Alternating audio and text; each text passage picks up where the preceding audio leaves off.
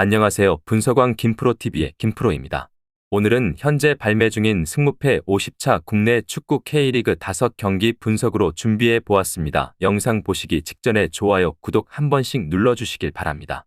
울산현대 팀은 김판곤 감독의 성향상 적극적인 공세를 취하기 위해 라인을 올려 상대를 압박할 가능성이 있습니다. 이런 경우 득점력이 있는 공격 자원들을 활용해 상대를 강하게 밀어붙이는 경기를 할 것이라고 예상이 됩니다. 하지만 이번 시즌 수비 조직에 문제가 발생했는데 넓은 공간을 커버하기에는 센터백들의 민첩성이 부족하고 속도전에서 밀릴 가능성이 큰 상황입니다. 따라서 양날의 검과 같은 운영 방침으로 인해 실점 가능성도 감안해야 합니다. 대구는 상대의 약점을 공략하기 위해 빠른 공격 자원들을 활용한 역습 전략을 취할 가능성이 커 보입니다. 그러나 대구의 수비 조직은 다소 허술하며 실책성 플레이와 압박 타이밍이 좋지 않아 박스 안에서 상대 공격수를 제압하는 경우가 적습니다.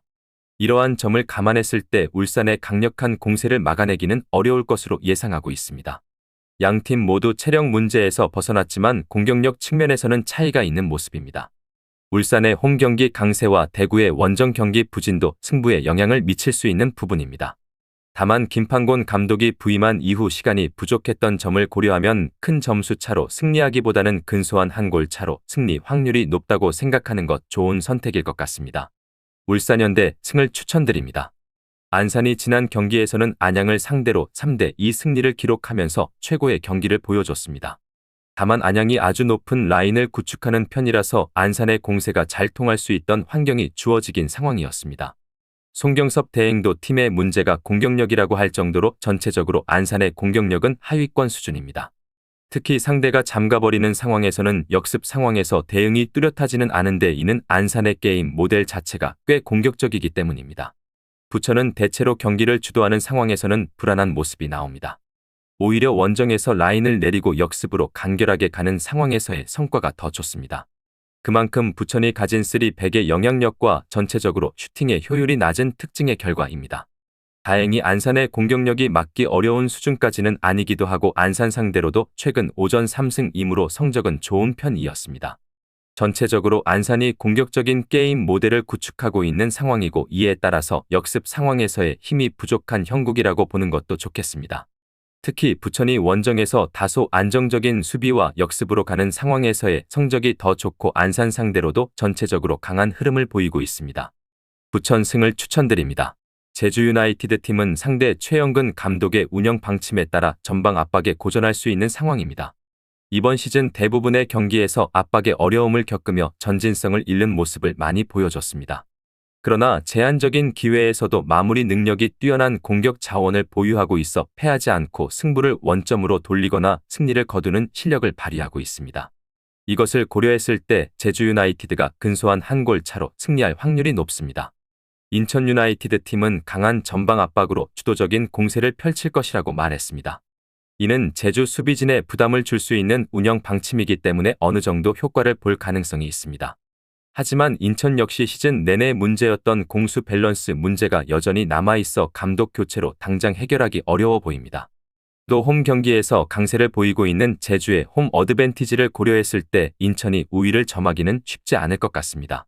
제주는 홈 경기에서 강한 모습을 보이고 있으며 반면 인천은 원정 경기에서 부진한 모습을 보이고 있습니다. 인천의 공격력은 상대를 압도할 정도는 아니기 때문에 완패는 피할 수 있겠지만 승리를 거두기에는 부족할 것 같습니다. 제주 역시 상대의 저항에 부딪혀 승리를 거두기는 어려울 것 같습니다. 이러한 부분을 고려했을 때 제주의 근소한 한 골 차로 승리 확률이 높습니다. 제주 유나이티드 승을 추천드립니다. 수원은 기본적으로 수비를 강화한 뒤 역습을 노리는 전략을 취할 가능성이 보입니다. 비록 제한적인 기회를 맞이하더라도 상대를 압도할 수 있는 공격력을 겸비하고 있습니다. 또한 대전의 핵심 선수들이 부상으로 인해 대거 이탈하면서 스쿼드의 질이 크게 떨어진 점 역시 수원의 승리 가능성을 높이는 부분으로 작용할 것으로 보입니다. 대전 시티즌 팀은 주전 선수들의 줄 부상과 새로 영입된 선수들 간의 조직력 부족으로 인해 전형적인 약체 팀의 모습을 보이고 있는 상황입니다. 그리고 공격진의 득점력 부재는 대전의 반등 가능성을 더 낮추고 있는 상황입니다. 수원 역시 내려앉는 수비를 펼치더라도 실점 관리가 잘 되지 않아 매 경기 실점을 허용하고 있지만 수비 조직이 뛰어나지는 않습니다. 대전의 여러 약점을 고려했을 때 승리 확률이 낮습니다. 수원은 실점을 하더라도 이를 극복하는 능력을 자주 보여주고 있습니다. 이러한 점을 고려했을 때 대전의 승리 가능성은 낮아질 수밖에 없는 것 같습니다. 대전은 완전한 베스트 11을 구성하지 못하는 문제도 있지만 조직적인 측면에서도 상대에게 밀릴 것 같습니다. 수원 승을 추천드립니다. 최근 부산을 상대로는 2연승을 기록했고 서서히 전적을 좁히는 모습입니다. 다만 개막전에서도 필드골은 하나뿐이기도 했으며 14개에 달하는 상대의 공세를 막아내느라 수비 선수들이 상당히 고생했던 케이스였음은 분명한 것 같습니다.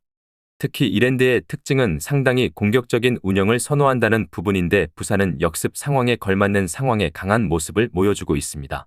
특히 원정에서의 부산은 홈에서 보다 성적이 좋습니다. 조성환 감독이 선호하는 상대는 상당히 공격적으로 상대를 올가매는 스타일이라고 할 수 있습니다. 최근 기록한 3연승도 안양, 전남, 경남으로 모두 공격적인 라인 운영을 선호하는 스타일을 보여주고 있습니다. 공격 상황에서 세부적인 전술을 만드는데 어려움이 없지는 않은 성향의 조성환 감독이지만 공간이 넓게 허용되는 상황에서는 이런 세부 전술에 아쉬움이 가려진다고 볼 수 있습니다. 전체적으로 공격적인 성향의 팀들을 잘 잡아내는 것이 부산입니다. 특히 원정에서 상대가 올라오는 것을 저격하는 것으로 꽤 재미를 본 상황을 만들기도 했습니다. 이랜드가 김도균 체제에서 부산 상대로 꽤 좋은 양상을 보여주기도 했지만 어쨌든 몰아치는 부산의 공세를 꽤 어려워한 것도 사실입니다. 부산 승을 추천드립니다. 오늘 준비한 승무패 50회차 국내 축구 K리그 5경기 분석은 여기까지입니다. 추가적인 선수들의 부상 현황 및 복귀 현황은 커뮤니티와 댓글을 통해서 공지할 예정이며 보시는 분석이 여러분들의 결정에 조금이나마 도움이 되었다면 구독과 좋아요 한 번씩 부탁드리도록 하겠습니다. 또한 추가적인 경기 정보와 예상 라인업을 토대로 한 분석이 필요하신 분들께서는 꼭 하단의 고정 댓글을 클릭하셔서 분석 자료 공유방에 오셔서 필요한 정보와 조합을 받아가셨으면 좋겠다는 말씀 전하면서 오늘의 분석은 여기서 마쳐보도록 하겠습니다. 시청해주셔서 감사합니다.